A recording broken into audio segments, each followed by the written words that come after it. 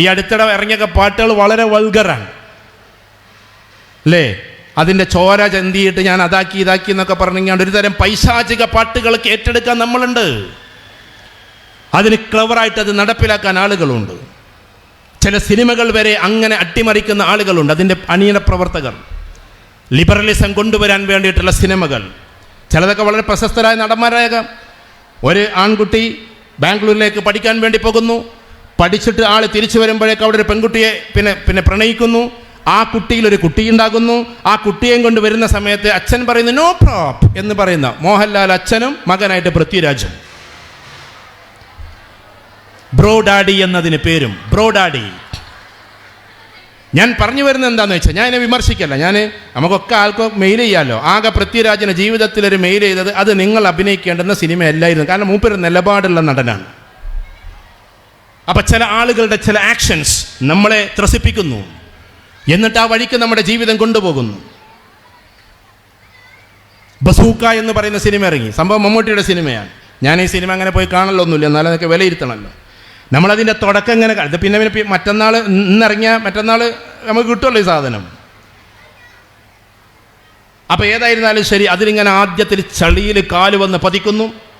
ഒരു ഭയങ്കരമായിട്ട് ഗെയിമുകൾ കളിപ്പിച്ചിട്ട് ആളുകളെ വഴിതെറ്റിപ്പിക്കുന്ന ഒരു വലിയ വില്ലൻ അവതരിപ്പിക്കുന്നു.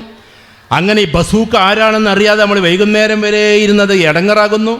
അവസാനം എന്താണെന്ന് വെച്ചാൽ അതിനൊക്കെ തകർക്കാൻ വേണ്ടി നായകൻ വരുന്നു. ആ നായകനും വരും കൂടി കോൺഫ്ലിക്റ്റ് ആയിട്ട് അവസാനം ഒരു ഫൈറ്റ് സീനൊക്കെ ആയിട്ട് ഇതൊക്കെ തകർക്കുമെന്ന് വിചാരിക്കുമ്പോൾ അവസാനം ബസൂക്ക എന്ന് പറഞ്ഞ ആൾ നായകൻ തന്നെ. മമ്മൂട്ടി തന്നെ അതിൽ ബസൂക്ക. ഗെയിം കളിയിലൂടെ കുട്ടികൾ എന്നിട്ട് അവസാനം അങ്ങനെ ആടി പോകുന്ന നമ്മൾ ചില മെഗാ സ്റ്റാറുകൾ, ചില സൂപ്പർ സ്റ്റാറുകൾ, വലിയ വലിയ ആൾക്കാരൊക്കെ എല്ലാ സിനിമയും അവതരിപ്പിക്കാൻ നമ്മൾ ഏറ്റെടുക്കരുത്. ചില ഐഡിയോളജിക്കൽ കോൺഫ്ലിക്റ്റ് ഉള്ളതിനെ നമ്മൾ ഏറ്റെടുക്കരുത്. കാരണം വായിക്കുന്ന കുട്ടികൾ, പഠിക്കുന്ന കുട്ടികൾ, വ്യത്യസ്തമായി മനസ്സിലാക്കുന്ന കുട്ടികൾ വേറെയാണ്. ഒരു പൊളിറ്റീഷ്യൻ ഇവിടെ വന്നിട്ട് പ്രസംഗിക്കാമെന്ന് വിചാരിക്കൂ. If it is BJP, Marxist league or Congress, ഏത് ലീഗിൽപ്പെട്ട, ഏത് മാർക്സിസ്റ്റിൽ ഏത് കോൺഗ്രസിൽപ്പെട്ട ആളാണെന്ന് വിചാരിക്കട്ടെ. ലീഗിലും കോൺഗ്രസിലും പെട്ടവരെന്നത് പറയില്ല കേട്ടോ, എന്നാലും ഞാൻ പറയണം. ആര് പറഞ്ഞാലും നിങ്ങൾ വർഗീയപരമായി അങ്ങനെയാകണം, നിങ്ങളുടെ അയൽവക്കത്ത് ജീവിക്കുന്നവരെ അങ്ങനെ ആക്കണം ഇങ്ങനെ ആക്കണം എന്നൊക്കെ വന്ന് പ്രസംഗിച്ചാൽ സലാം, അവരോട് സലാം പറയാൻ നമ്മൾ ധൈര്യം കാണിക്കണം. ആ പൊളിറ്റിക്സ് വേണ്ട എന്ന് നമ്മൾ തീരുമാനിക്കണം. അതാണ് വായിക്കുന്നവൻ്റെ ജോലി, അതാണ് ചിന്തിക്കുന്നവൻ്റെ ജോലി. ആ വായനയുടെ ലോകത്തിലേക്കാണ് നിങ്ങൾ എത്തുന്നത്. നിങ്ങൾ ഐഡന്റിറ്റി ഉള്ളവരാണ്, നിങ്ങൾ യഥാർത്ഥ വിശ്വാസമുള്ളവരാണ്, മനുഷ്യനെ നന്നായി കാണേണ്ടവരാണ്. ആരെങ്കിലും എന്തെങ്കിലും ഒന്ന് പറയുമ്പോഴേക്ക് അതിലേക്ക് ഒഴുകേണ്ടവരല്ല. നിങ്ങൾ സീരിയസ് ആയിട്ട് വായിക്കുമ്പോൾ, ഫിക്ഷൻസിലൂടെ കടന്നു പോകുമ്പോൾ, സ്കൂളിലേക്ക് വരുന്ന സമയത്ത് തെരുവോരത്ത് നിന്നിട്ട് ഒരു ബൈക്കിൽ നിന്നൊരു കുട്ടി നമ്മളെ വിളിക്കുന്നു, ഏതൊരു പയ്യൻ. ആ പയ്യൻ വിളിച്ചിട്ട് പറയുന്നു, മോളെ ഇന്നടത്തേക്കുള്ള വഴി എങ്ങനെയാണ്, നിങ്ങളത് പറഞ്ഞു കൊടുക്കുന്നു, അപ്പം നിങ്ങൾക്കൊരു മിഠായി തരുന്നു. ആര് പറഞ്ഞു നിങ്ങൾ അവൻ്റെ കയ്യിൽ നിന്ന് മിഠായി വാങ്ങിക്കാൻ? ആ മിഠായി കഴിച്ചപ്പോഴേക്ക് നിങ്ങൾ വേറൊരു ലോകത്തിലേക്ക് എത്തുന്നത് പോലെ തോന്നുന്നു. അവസാനം അത് കഞ്ചാവ് മിഠായി ആണെന്ന് പിന്നെ നിങ്ങൾ തിരിച്ചറിയുന്നു. അതുകൊണ്ട് ചിന്തിക്കുന്ന കുട്ടികൾക്ക് ആ വഴിയിലേക്ക് പോകാൻ കഴിയില്ല, മനസ്സിലാക്കുന്ന കുട്ടികൾക്ക് അതിലേക്ക് പോകാൻ കഴിയില്ല. ചതിക്കുഴികൾ ഓരോരുത്തരും തിരിച്ചറിയും. ഹായ് എന്ന മെസ്സേജ് നട്ടപ്പാതർക്ക് വന്നു കഴിഞ്ഞാൽ അതിന് ഞാൻ മറുപടി കൊടുക്കേണ്ടവളല്ല എന്ന് തിരിച്ചറിയാൻ വായിക്കുന്ന പഠിക്കുന്ന നല്ല കുട്ടികൾക്ക് കഴിയും. കാരണം യു ആർ ദ ലീഡേഴ്സ്, നിങ്ങൾ ലീഡേഴ്സാണ്. ലീഡേഴ്സ് എന്ന് പറഞ്ഞാൽ ലക്ഷക്കണക്കിന് കുട്ടികളുടെ കൂട്ടത്തിൽ ഒരുവളല്ല, നിങ്ങൾ ലക്ഷക്കണക്കിന് ആളുകൾ ഫോളോ ചെയ്യേണ്ട ഒരാളാണ്. സോഷ്യൽ മീഡിയയിൽ മാത്രമല്ല, നിങ്ങളുടെ ലൈഫിനെ നോക്കിയിട്ട് ഫോളോ ചെയ്യേണ്ട ആളുകളാണ്.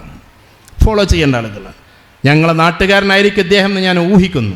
ഞാൻ ഇദ്ദേഹത്തിൻ്റെ വീഡിയോസ് കാണാറുണ്ട്. ഞാൻ അദ്ദേഹത്തെ പ്രൊമോട്ട് ചെയ്യാമെന്ന് വിചാരിക്കല്ലോ കേട്ടോ, ഇതൊരു ബൈ പരിപാടിയൊന്നുമല്ല.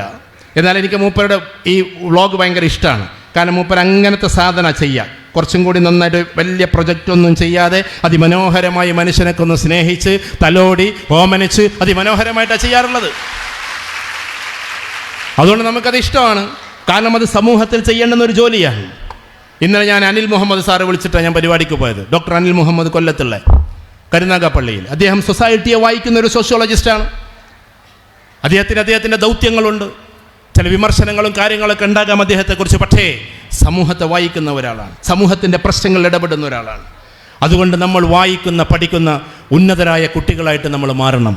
അതിമനോഹരമായി നമ്മൾ ആ ഒരു ലോകത്തിലേക്ക് എത്തണം. വായന നമുക്ക് തുറന്നു തരുന്നത് അക്കാഡമിക്സ് മാത്രമല്ല, മനുഷ്യനാകാനുള്ള ഒരു രൂപം കൂടിയാണ്. മനുഷ്യനാകാനുള്ള കാത്തുകാത്തിരുന്നതിൻ്റെ പ്രിയപ്പെട്ട ഭർത്താവിനെ കാത്തിരിക്കുന്ന ഭർത്താവാണോ മറ്റാണോ എന്നൊന്നും അതിൽ തെളിയുന്നില്ല.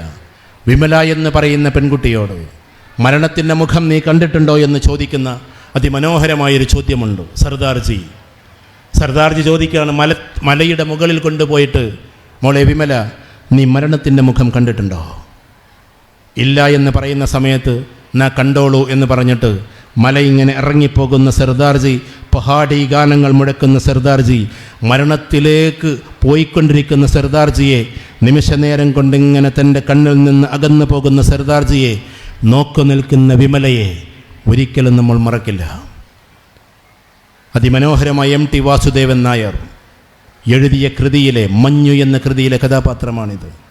അവസാനം കടൽ ഭാഗത്ത്, പുഴഭാഗത്ത് നിന്ന് അവസാനത്തെ തോണിയും വരുമ്പോൾ ബുദ്ധൂസ് പറയാണ്, ബുദ്ധൂസ് അച്ഛനെ കാത്തിക്കുകയാണ്. ബുദ്ധൂസ് എന്ന് പറഞ്ഞൊരു കഥാപാത്രം ഉണ്ട് അതിൽ. വിമലയാകട്ടെ തൻ്റെ പ്രിയപ്പെട്ട ഭർത്താവിനെ കാത്തിരിക്കുകയാണ്.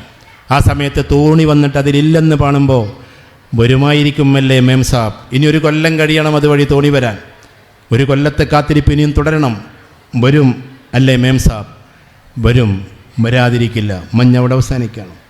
വരും, വരാതിരിക്കില്ല എന്നുള്ള ആ ഒറ്റക്കുത്തിൽ MT വാസുദേവൻ നായർ അവതരിപ്പിച്ച ആ ഒരു കൃതി കാലങ്ങളോളം വിമലയ്ക്ക് വേണ്ടി, വിമലയുടെ ഭർത്താവിനെ കാത്തിരിക്കുന്ന മലയാളക്കരയുണ്ട്. ചക്കിമരക്കാത്തി ചത്തു എന്ന് തൻ്റെ പ്രിയപ്പെട്ട കറുത്തമ്മയുടെ അരികിൽ പോയിട്ട് അമ്മ ചത്തു എന്ന് പറയുമ്പോൾ, അമ്മ പോയി എന്ന് പറയുമ്പോൾ കരഞ്ഞു കലങ്ങുന്ന പാവം ചക്കിമരക്കാത്തി ചത്തു എന്ന് പറയുമ്പോൾ കറുത്തമ്മയുടെ കരച്ചിലിനെ തലോടിയ പരീക്കുട്ടിയെ കേരളം മറക്കാറില്ല. വായനയാണത്. തൻ്റെ ജീവിതത്തിലൂടെ കടന്നു പോകുന്ന ഒരുപാട് അപഗ്രഥനങ്ങൾ. വായനയുടെ ലോകം സാഹിത്യമുണ്ട്, കവിതയുണ്ട്, ഫിലോസഫിയുണ്ട്, ഹിസ്റ്ററിയുണ്ട്, ഇതേപോലെ തന്നെ സോഷ്യോളജിയുണ്ട്, സൈക്കോളജിയുണ്ട്, മാനവരാശിയുടെ മൊത്തത്തിൽ ചരിത്രങ്ങളുണ്ട്, ആൻഷ്യൻ്റുണ്ട്, മിഡീവലുണ്ട്, മോഡേൺ ഉണ്ട്.